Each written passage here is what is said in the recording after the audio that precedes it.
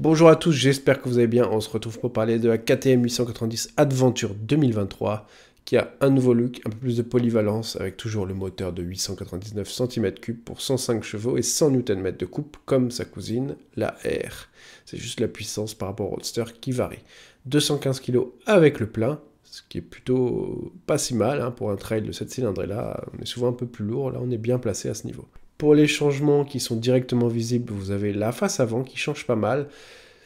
Franchement, je la trouve plus sympa qu'avant avec cette bulle et normalement elle va être un peu plus protectrice. Et aussi la selle biplace qui est modifiée avec un revêtement plus souple et la bulle plus haute par rapport à avant pour améliorer toujours la protection et aussi le confort de ses usagers.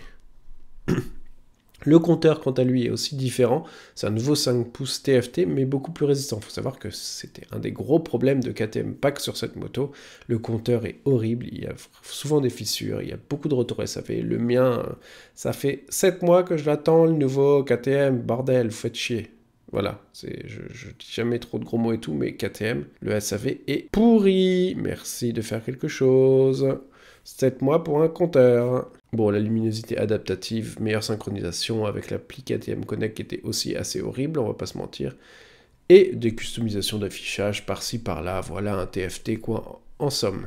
La partie SIG quant à elle évolue pas mal avec la fourche inversée WP de 43 mm qui est réglable en précharge et en compression, ce qui était le cas sur la R mais pas sur la normale avant. L'amortisseur, c'est le WP Apex, qui voit lui aussi ses réglages modifiés. Donc ça, c'est vraiment cool. C'était déjà, moi j'avais essayé la R, donc voilà, je connais pas la normale. J'avais adoré les suspensions et tout ça. Apparemment, sur la version normale, c'était moins bon. Donc il faut évoluer tout ça, c'est quelque chose de plutôt cool, parce que cette moto est vraiment fun. Enfin, la version R, c'est vraiment ouf. Même pour faire un peu de off-road assez hard et tout, elle se comporte très très bien cette moto.